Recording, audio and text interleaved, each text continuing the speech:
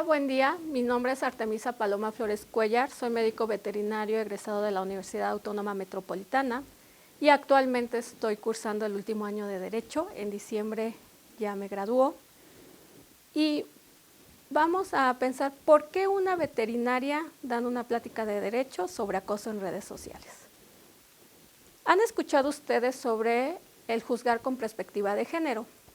Esto de juzgar con perspectiva de género es más en el caso de mujeres, es ponerme en el lugar de la víctima. O sea, como mujer, ¿cómo me afectaría más esto? Ok, vamos a llevarlo a un sentido diferente. ¿Cómo voy a defender a alguien si no conozco su entorno social? Si no conozco su entorno donde se desarrolla. Es por eso que yo, al estudiar Derecho, puedo otorgar un plus porque conozco cómo nos están afectando las cosas. No es lo mismo que una persona que estudió Derecho nos diga cómo nos está afectando algo. Hace 2 años en un laboratorio dio una plática precisamente sobre acoso en redes sociales, contrató una abogada, da la plática, y en la plática realmente sufrí un trauma cuando nos dice, pues también, si no quieren que hablen de ustedes, hagan las cosas bien. Yo, ¿perdón? ¿Cómo? O sea, se supone que tú me estás diciendo cómo defenderme y que tú me vas a defender en dado caso y me dices eso. Tú no sabes qué es lo que me está pasando, tú no sabes cómo se desarrolla mi profesión para que tú me vengas a decir, haz las cosas bien. Y en la misma plática dijo, bueno, yo desconozco qué normas los regulan. Entonces, el tener este doble conocimiento me da cierta ventaja. Y esto yo lo aprendí en el diario ejercicio profesional, al darme cuenta de la indefensión en la que estamos como médicos. Porque todo el mundo cree que ser médico veterinario es fácil, incluso nos llegan a denigrar diciéndonos que porque no fuimos médicos humanos. Entonces, esto es muy importante para mí, por eso es la decisión de estudiar otra licenciatura. Y ahorita más adelante pues vamos a ver por qué sí es importante esto. Acoso en redes sociales, ¿cómo actuar? Todos los médicos veterinarios hemos recibido algún tipo de acoso en redes sociales por parte de miles de personas que no tienen conocimiento de cómo se relacionan, se hacen nuestras cosas y muchas veces no sabemos cómo actuar. Por eso es importante tratar este tema y vamos a ver algunas cosas. ¿Cuántos usuarios de Internet hay en México? Se hizo una encuesta por el Instituto Federal de Telecomunicaciones hace un par de años y se llegó a la conclusión que en México hay 126.6 millones de usuarios de Internet. Estos 129.6 millones de usuarios utilizan Internet para lo siguiente: entretenimiento, obtención de información y para comunicarse. De estos 129.6 millones, ¿cuántos usuarios son activos en redes sociales? Esta misma encuesta del IFT nos dice que hay 100 millones de usuarios de redes sociales. Esto quiere decir que todas nuestras publicaciones pueden llegar a 100 millones de personas en la República Mexicana. Y esto es una encuesta de hace 2 años. Debemos de tener en cuenta que debido a la pandemia, al confinamiento, estos 100 millones seguramente aumentaron. Las principales redes sociales que se utilizan son Facebook, YouTube, WhatsApp, Messenger, Instagram y actualmente TikTok, que tuvo un boom ahorita con la pandemia. Son las redes sociales más importantes, sin negar que existen otras. ¿Qué son las prácticas más comunes de acoso en redes sociales para médicos veterinarios? Los que tienen sus páginas en Google o en Facebook, calificaciones negativas. Estas calificaciones negativas pueden venir de muchas personas, pero esto es lo principal. Una calificación negativa que algunos usuarios que buscan un servicio médico por primera vez pueden llegar a ver y perder ese cliente. Publicaciones falsas y dolosas. Publicaciones falsas de cosas que nunca sucedieron, que nunca les constan, y dolosas. Doloso quiere decir que directamente están encaminadas a causarnos un daño, que saben que lo están haciendo para dañarnos. Los insultos electrónicos, esos pueden ser, lleguen a nuestra WhatsApp, Messenger, a nuestras publicaciones, a nuestra página. Los insultos electrónicos también se cuentan.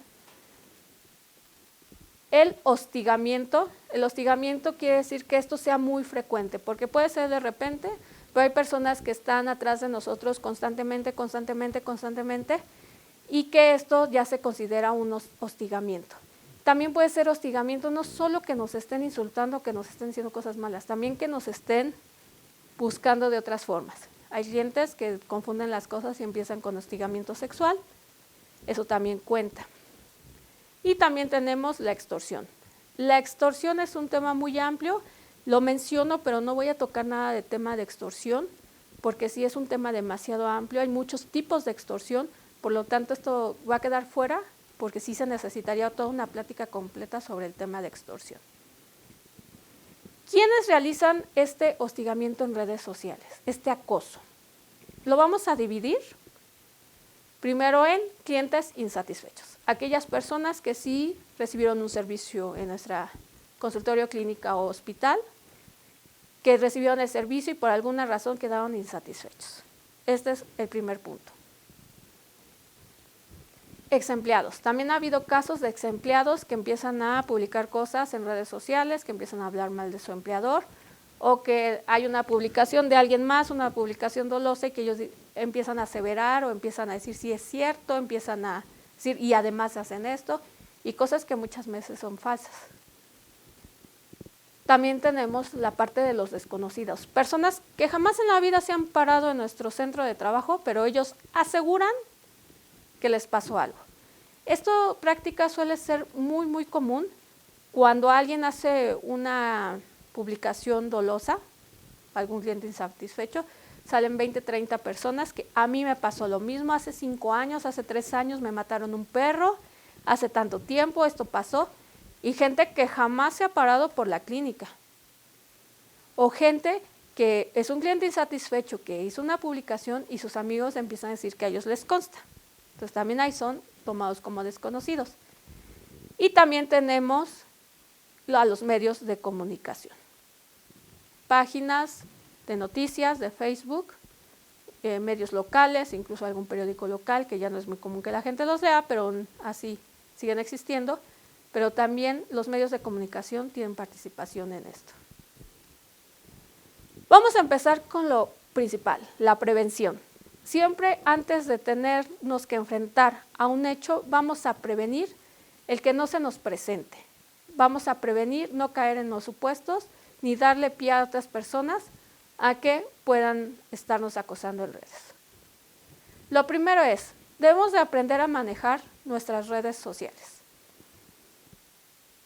No voy a hacer lo siguiente, muy claro, esto no lo debo hacer. Jamás vincular redes sociales del negocio con las personales. ¿Por qué? Porque si vinculo mis redes sociales del negocio a las personales, van a tener acceso muy probablemente a mi WhatsApp y a mi correo electrónico. Y si vinculo aparte mi red social de Facebook a mi página, también van a tener acceso a información personal. Por lo mismo, no debo comentar con mis cuentas personales. Es muy común que estos hostigadores, estos acosadores de redes, después de que ya comentaron y que ven que no tienen la razón, pero quieren tenerla de algún modo, entren a los perfiles personales a buscar alguna información con cual atacarte.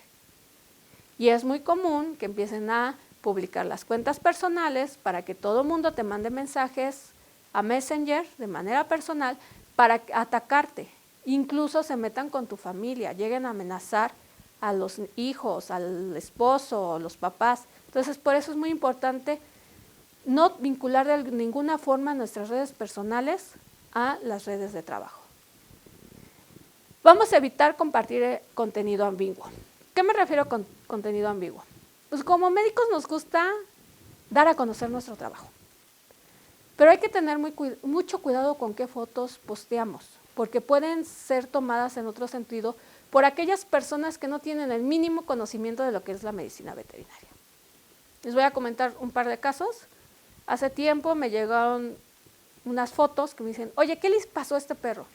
Era una perrita que obviamente no me dio una historia clínica ni nada más veo la foto y yo supongo que la operaron de una mastectomía bilateral, hacen cortes para liberar tensión en piel y después de tiempo la perrita se murió, le sacan foto muerta y que el veterinario, ¿por qué le había hecho? Que la había maltratado.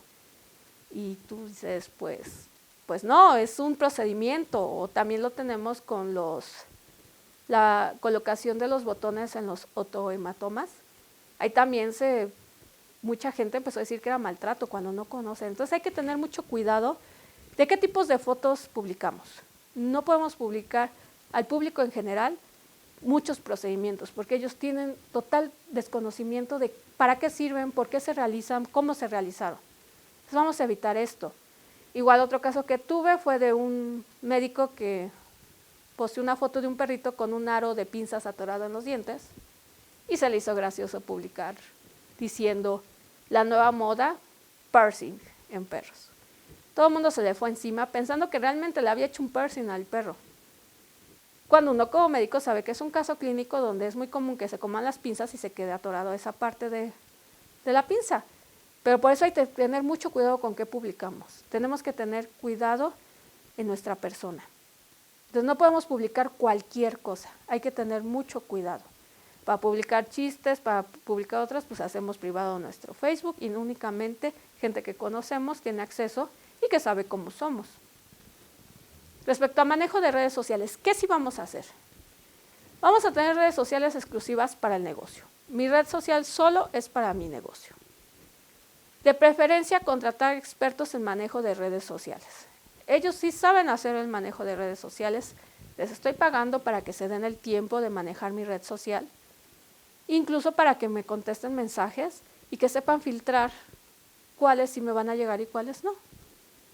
Tener un teléfono exclusivo para el trabajo. Nunca jamás vamos a llevarnos los problemas del trabajo a nuestra casa. Si yo no tengo servicio 24 horas, no tengo por qué contestar el teléfono fuera de mi horario de servicio. Sin embargo, si estoy aseverando que tengo servicio 24 horas, es mi obligación contestar el teléfono las 24 horas. No importa que sean la 1, 2, 3 de la mañana. Es mi obligación. Y por lo tanto tengo que hacerlo. Igual ahí no vamos a caer en que, ay, no es muy tarde y no contesto. No, si tengo un servicio de 24 horas voy a contestar. Pero si no lo tengo, no tengo por qué contestar fuera de mi horario. Y vamos a compartir puro contenido informativo. Sí voy a decir qué hago en mi trabajo, cómo lo hago, de qué sirve dar a conocer que es un médico veterinario, pero solo de manera informativa. Vamos a evitar subir cualquier tipo de casos a redes sociales y más los casos que son más impactantes. Aquellos que Facebook mismo tapa la foto por el contenido explícito. Entonces vamos a tener cuidado con lo que publicamos en redes sociales. ¿Qué vamos a hacer en el caso de clientes insatisfechos? ¿Cómo vamos a prevenir que estos clientes insatisfechos hablen de mí después de que reciban el servicio? Hay que tener claro que muchos clientes insatisfechos, la mayoría es por cuestión de costos. Se les hizo caro, se les hizo mucho que pidieron unos estudios, se les hace mucho los medicamentos y creen que la vocación significa trabajo gratis. Entonces hay que tener mucho cuidado con estos clientes. ¿Y cómo vamos a prevenir que hablen de nosotros? Con nuestros formatos médico-legales. Hay muchos formatos que debemos de tener en nuestro lugar de trabajo. Y es muy importante, estos formatos médicos legales deben ser personalizados. No es lo mismo que mi consultorio chiquito requiere lo mismo que un hospital grande. No es lo mismo una clínica que un hospital. No doy los mismos servicios ni a la misma cantidad de gente. Entonces es muy importante que estos formatos médicos legales sean personalizados. Aparte que los formatos médicos legales lleven algunas legislaciones en su estructura que nosotros como médicos no conocemos y que un abogado va a poder darle forma como es. Entonces es muy importante que paguemos este servicio, que dejemos de estarnos pasando machotes entre todos, porque tu machote que te sirve en Baja California es muy poco probable que me sirva en Monterrey, o que me sirva en Veracruz. Entonces tienen que ser personalizados. Vamos a tener un reglamento para la prestación del servicio. En el reglamento de la prestación del servicio, este reglamento es interno. Como un sector privado podemos reglamentar nuestra prestación como nosotros decidamos. Este reglamento es de suma importancia que esté a la vista de a quien va dirigido, que en este caso es el cliente. Entonces, ¿dónde va a estar? En el área de recepción. Vamos a cosas muy simples como desde que se les diga que tiene que venir con collar y correa y bozal el paciente, son de suma importancia, porque con esto evitamos accidentes. Y si llega a pasar un accidente, usted no le hizo caso al reglamento, por lo tanto no es mi responsabilidad. Y este reglamento igual podemos hacer que se firme al momento de solicitar un servicio. Muchos nos dicen, es que a este lugar vamos a llegar a que firmen por todo. Pues sí, porque lo que no está por escrito es más difícil de comprobar. Sí existen los contratos de manera verbal, pero son más difíciles de comprobar. Entonces, ¿qué vamos a hacer? Vamos a tener un reglamento para la prestación de servicios, formatos médicos legales, todos nos los firmen. Quien haya asistido a recibir un servicio médico de forma particular, no nos dejará mentir que ahí firmas por todo. Y te cobran hasta por respirar dentro de un hospital. Entonces, nosotros, ¿por qué no? Nosotros estamos siendo quienes demeritemos nuestro propio trabajo al no pedir esto. Y muchos me dicen, es que me da pena. A la gente le debería dar pena no firmarlos, porque si lo estás firmando es porque te estás comprometiendo también. Entonces, vamos a lograr que esto se haga. ¿Qué vamos a hacer para evitar que un ex empleado ande hablando de mí después de que la relación laboral terminó? Regularmente esto pasa cuando termina de mal modo. Contratos laborales o contratos de prestación de servicios. No me van a dejar mentir que son muy pocos los médicos que ofrecen contratos laborales o contratos de prestación de servicios a sus empleados. Estos también son muy importantes. Muchos no los quieren hacer porque cuestión de impuestos y que me va a costar más y todo. No, estamos en un error. Muchas cosas son deducibles de impuestos y que con un contrato laboral, un contrato de prestación de servicios nos vamos a cubrir de muchas cosas. Entonces, es importante tener estos contratos y regreso a lo mismo. Vamos a contratar a un abogado que me haga mis contratos personalizados a mis necesidades. No le voy a decir a mi cuate que me pase su contrato porque no es lo mismo y seguramente yo no le quiero ofrecer lo mismo a mi trabajador. Entonces, es importante contar con un asesor de manera jurídica nos haga nuestros contratos. Otro contrato muy importante para los empleados y que cualquiera que haya trabajado en una empresa lo ha firmado es el contrato de confidencialidad. Este contrato evita fuga de información.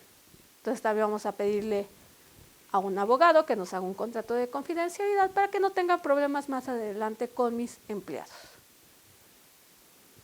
Y de igual forma un reglamento interno para empleados.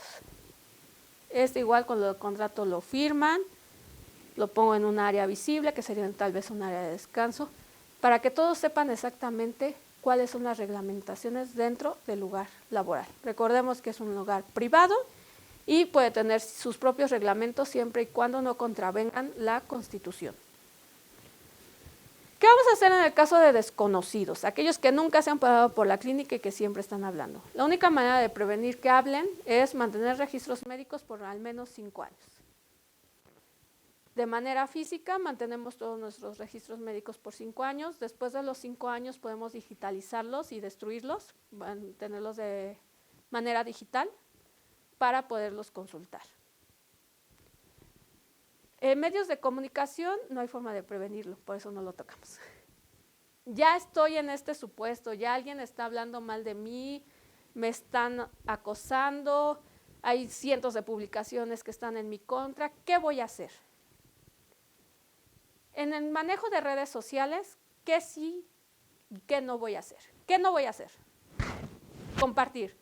Si me hicieron una publicación en mi muro o hay una publicación por ahí de alguien que se está quejando de mí, no la voy a compartir. ¿Por qué no la voy a compartir? Porque eso le da más movilidad a esa publicación. No voy a reaccionar tampoco, no voy a darle me enrisa, me encaja, me divierte, no le voy a dar me enoja, no le voy a dar me gusta. En dado caso en Facebook, la reacción que más funcionaría sería me enoja.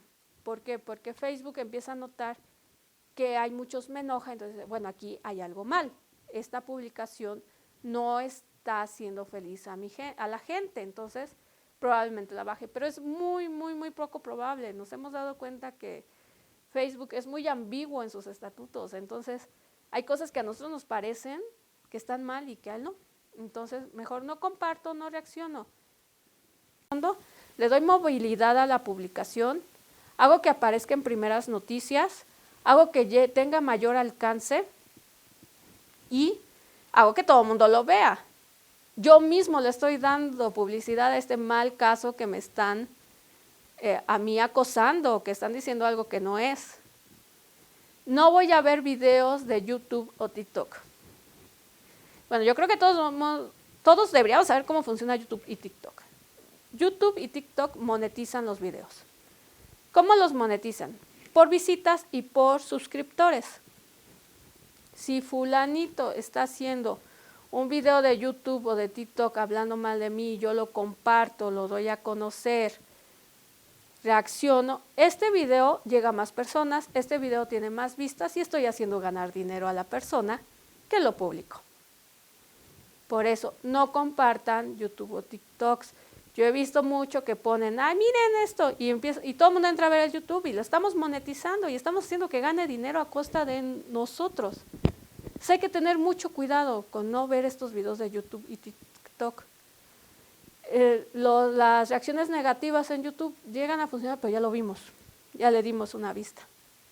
Entonces hay que tener cuidado de no ver estos videos. ¿Qué sí vamos a hacer?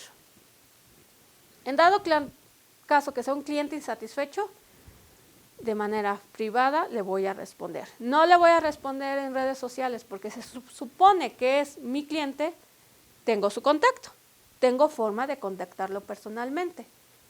Si no me está contestando el teléfono, agarro otro teléfono, otro número para poder hablar. Si no, debo de tener su dirección. Por eso es lo importante de los formatos médicos legales, porque ahí voy a guardar toda la información sobre mi cliente. Lo voy a ir a buscar y vamos a tratar de ver qué es lo que pasó en su caso. En dado caso de que sea mi responsabilidad, pues es muy fácil. Hago algo para que el cliente esté feliz.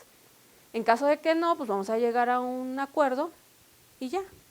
Pero no le sigamos el juego en redes sociales.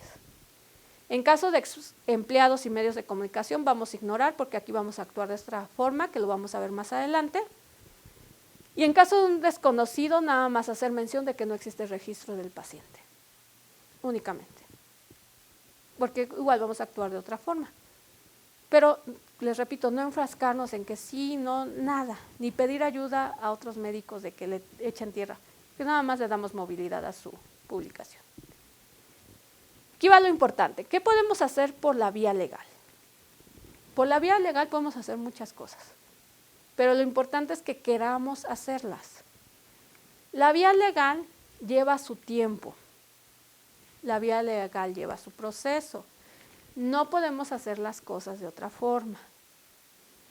Si me voy por vía penal va a haber investigación, si me voy por vía civil, pues actualmente también por el COVID tenemos muchos problemas de tiempos porque han abierto, cerrado juzgados, hay trabajo rezagado, entonces hay que tener paciencia para actuar en vía legal. También he escuchado a un abogado que decía, es que es muy difícil. No, no es difícil, hay que hacerlo. Que nadie nos desanime a luchar por nuestros derechos. ¿Qué vamos a hacer en la vía civil? En la vía civil vamos a iniciar con una conciliación privada, como ya les mencioné. Podemos ir a buscar al cliente. En la ley reglamentaria del artículo 5 constitucional, el artículo 50, nos dice que es la función de los colegios y una de las funciones del colegio es conciliar con este tipo de personas. Cuando una persona está insatisfecha, tiene algún problema con un servicio prestado por el profesionista, el colegio puede mandar a un representante para realizar la conciliación privada. Entonces podemos conciliar de manera privada, llegar a algún acuerdo. Como les mencionaba, en dado caso de que sí cometí un error o algo no le gustó de mi trato, pues llegar a algún modo de conciliación para que esto se pare, pedir que se baje la publicación de redes sociales. Si no puedo llegar a una conciliación privada, puedo ir a los mecanismos alternativos de solución de controversias. Esto lo conocemos como justicia alternativa. Esto es, no puedo obligar a la persona a ir, es totalmente de que él quiera presentarse, es una invitación a los mecanismos alternativos de solución de controversias para que podamos llegar a un acuerdo. Yo he usado estos mecanismos, le puedo decir que sí funcionan, regularmente se llegan a acuerdos de mutuo, o sea que los dos se comprometen a lo mismo. Pero pues si tú no estás haciendo nada malo, pues no hay ningún problema. Pero si van a comprometer a la persona que está hablando de ti mal, que no lo vuelva a hacer, que baje la publicación y que no se puede volver a mencionar en redes sociales. Puedes hacer esto. Entonces, en los mecanismos alternativos de solución de controversias también puede participar el colegio como testigo, pero aquí es sin abogados. Y si no llegamos a ningún acuerdo en estos dos previos, podemos ir a una demanda. Recordemos que las demandas únicamente son por vía civil. ¿Y cómo vamos a demandar? Podemos demandar por incumplimiento de contrato. Por eso está importante los formatos médicos legales. Si la persona no está pagando o se queja es el costo, pues en las cláusulas personalizadas, ahí vamos a poner qué pasa si no me paga, qué pasa si no le gusta el servicio, qué tiene que hacer, no que simplemente empiece a hablar de mí. Entonces, tenemos que tener cláusulas personalizadas en estos contratos. Y también se pone pago de penalizaciones. Las penalizaciones es que si tú no cumples con las cláusulas del contrato, te voy a penalizar con esto y esto y esto. Esto que funciona también en los contratos laborales, en los contratos de prestación de servicios. Los contratos de prestación de servicios son por vía civil y los contratos laborales pues es por conciliación y arbitraje, que actualmente ya hubo un cambio y también son juicios laborales, entonces también podemos acusar a nuestros empleados de incumplimiento de contrato y a nuestros clientes insatisfechos. ¿Qué otra cosa podemos demandar? Podemos demandar el daño moral. ¿Qué es el daño moral? Este daño moral se causa cuando se comunica un hecho que cause en mi persona deshonra, descrédito, perjuicio, desprecio de otros o que ofenda mi honor.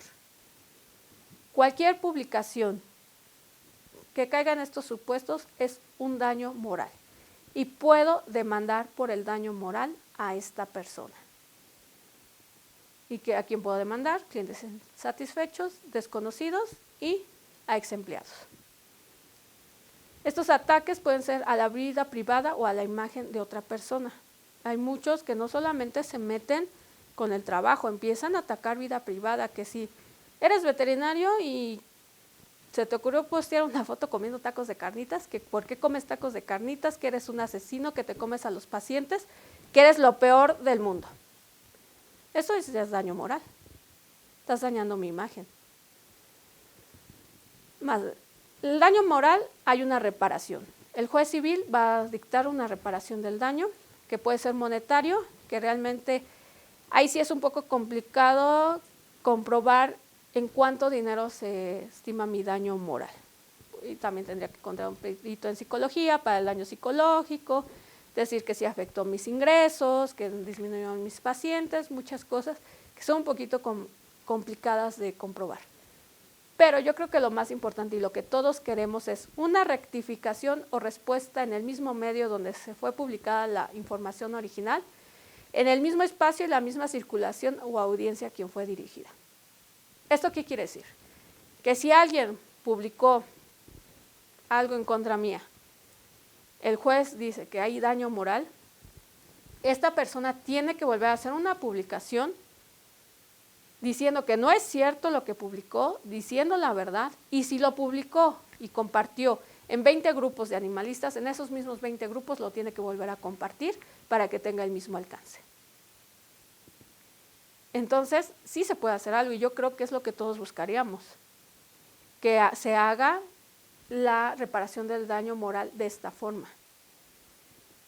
Porque ya la cuestión monetaria sería un plus, pero esto es lo que estaríamos buscando. Que esta persona se desdiga de lo que estuvo diciendo de nosotros. Y con el mismo alcance.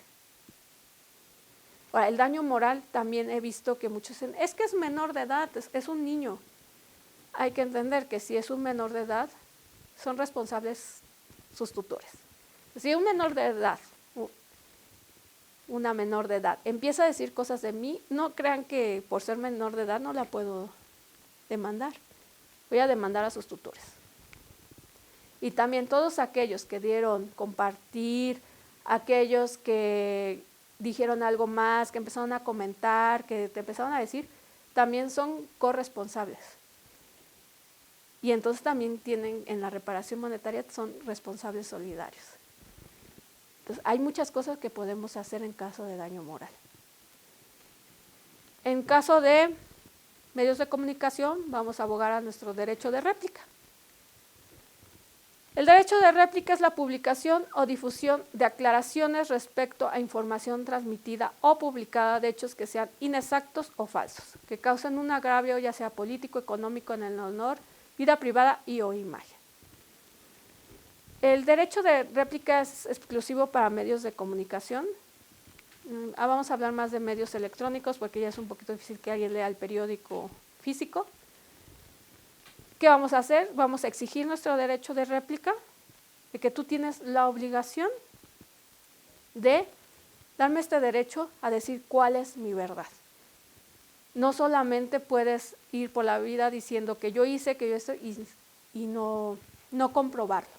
También puedo demandar el daño moral al medio de comunicación. Algo muy importante, los medios de comunicación después alegan que es libertad de expresión. Pero no. La libertad de expresión tiene sus límites y tenemos la ley reglamentaria del artículo 6 constitucional. El artículo 6 constitucional nos habla de libertad de expresión, pero tenemos una ley reglamentaria que nos dice que no pueden ser dolosas las publicaciones que hace un medio de comunicación, o sea que no pueden buscar el daño de la persona con la que se está hablando. Por lo tanto, esto no entra en libertad de expresión si me están dañando sin darme el derecho de réplica. Y por lo tanto también puedo demandar el daño moral. También podemos actuar por vía penal. Recordemos, la vía penal lleva sus tiempos, lleva sus formas.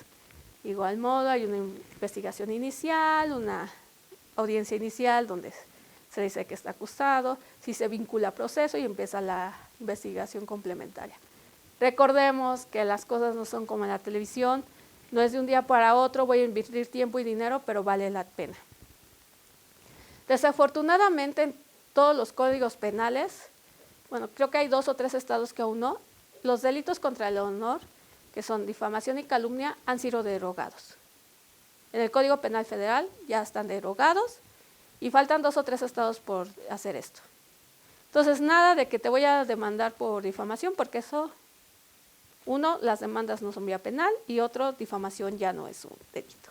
Hay que tener cuidado con lo que decimos. Pero por la vía penal podemos tomar otras medidas.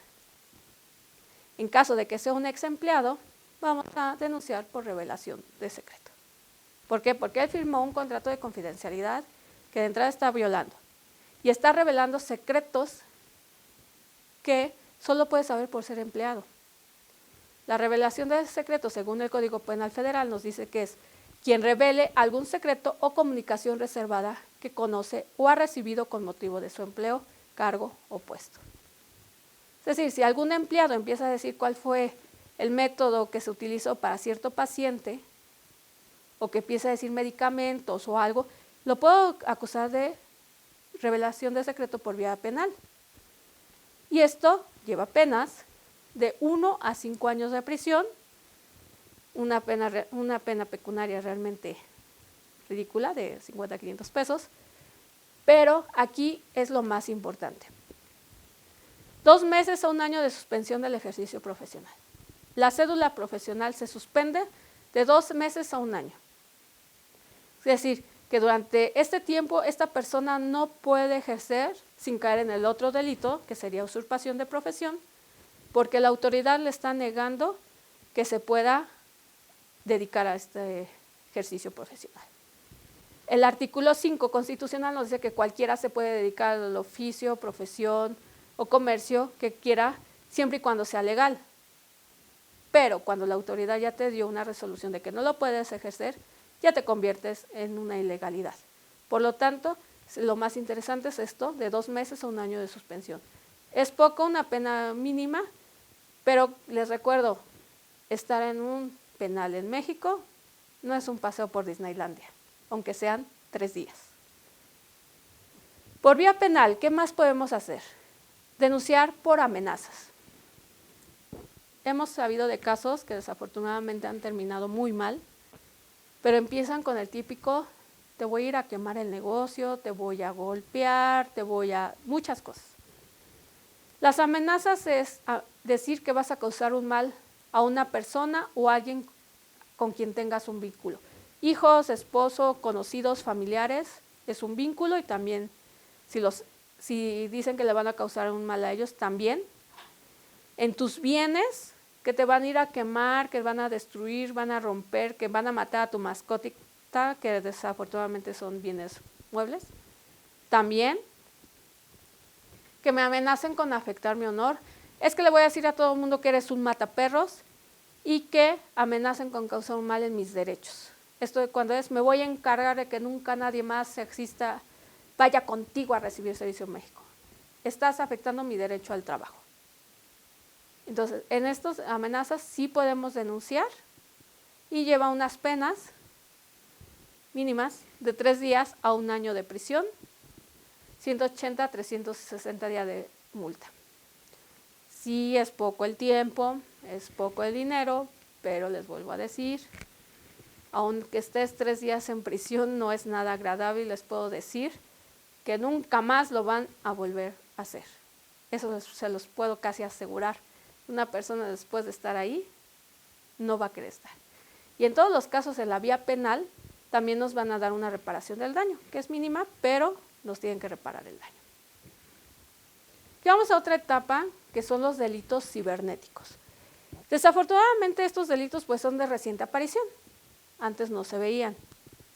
Entonces no están muy bien legislados, apenas la legislación va sobre algunos delitos cibernéticos, estamos ahorita más sobre pornografía, sobre usurpación de funciones, sobre acoso y bullying, pero sí ya tenemos en puerta que todos los delitos cibernéticos sean legislados de manera adecuada.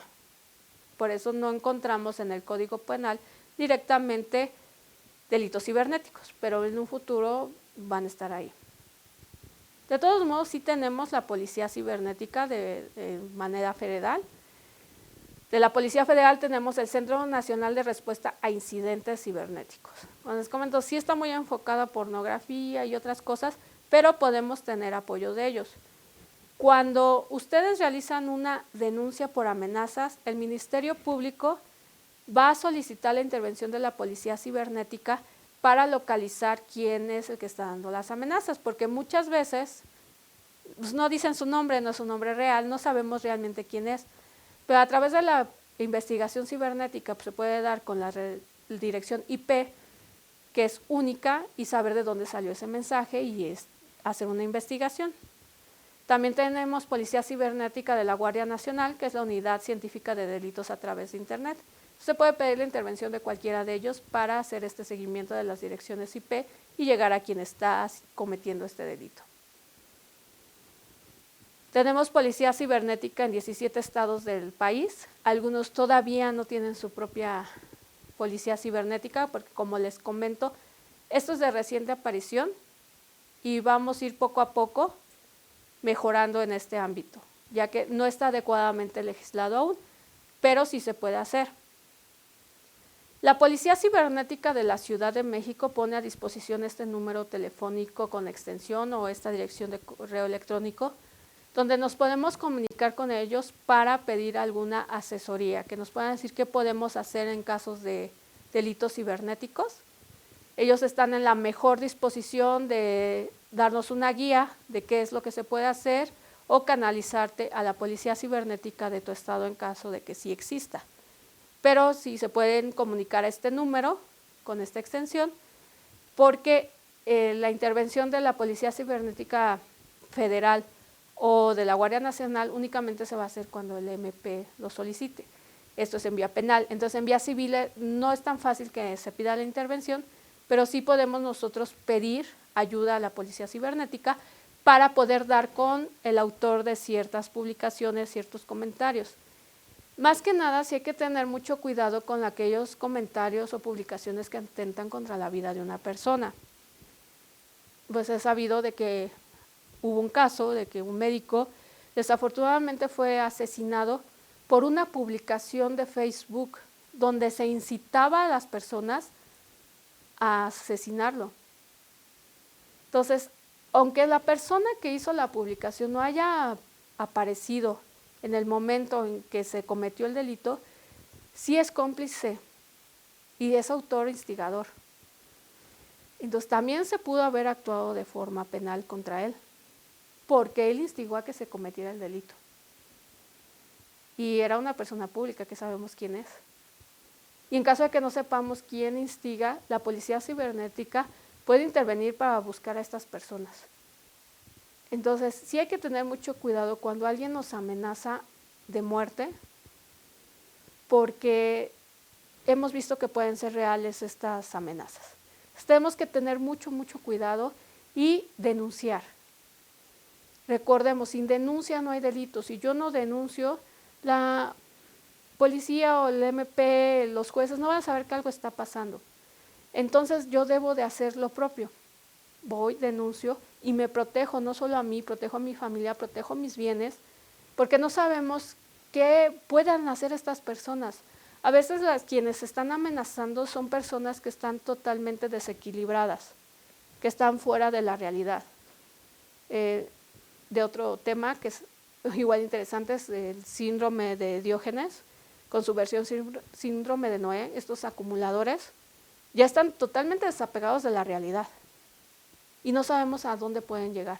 Entonces hay que tener mucho cuidado, acudir a estos medios para que nosotros no podamos defendernos, para que no nos quedemos en estado de indefensión por nuestra propia decisión, porque muchas veces es que somos decidiosos. A mí me ha tocado mucho que digan, es que los abogados no hacen nada. Pues vieran lo difícil que es llevar una denuncia, una demanda, son miles y miles de vueltas, que hay que ir a ver en casos de demandas civiles al actuario, que hay que llevarlo, hay que traerlo, hay que ir a ver al juez, recibir notificaciones, en caso de denuncia igual estar ahí viendo, haciendo actos de investigación incluso, acompañando a la policía investigadora. Entonces, no crean que es nada más, ahí hago el documento y ya te dejo. Ustedes van a pagar un servicio legal para que esta persona, el abogado, haga todo lo que ustedes no quieren hacer. Y que ustedes nada más se tengan que presentar en dados momentos en donde realmente es necesaria su participación. Que en el caso, por ejemplo, de tanto demanda como denuncia son en las audiencias. En las audiencias sí se tienen que presentar y sí hay que ir. Que a muchos no les gusta perder el tiempo, porque es mucho de que voy a cerrar mi consultorio y voy a perder, pero acuérdense que está en riesgo su vida en algunos casos, en otros el honor. He sabido de casos de que empiezan a hablar mal de estos médicos y la clientela se va para abajo. Ha habido médicos que han tenido que cerrar sus consultorios de tanto acoso que han recibido.